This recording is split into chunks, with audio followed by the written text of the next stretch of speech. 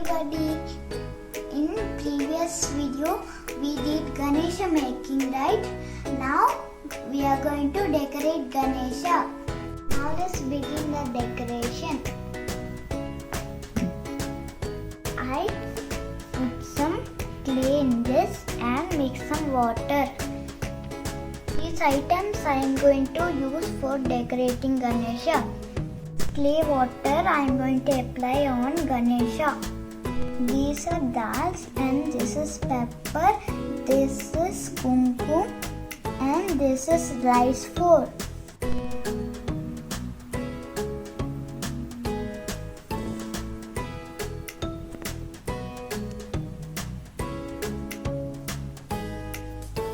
Finish the coating. Now I am going to use the dal to put over here. I use this pepper for the eyes. I am putting dal for the dress. I added some water.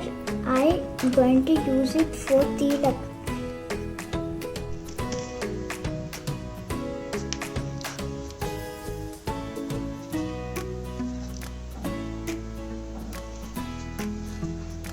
Two side dip in rice flour.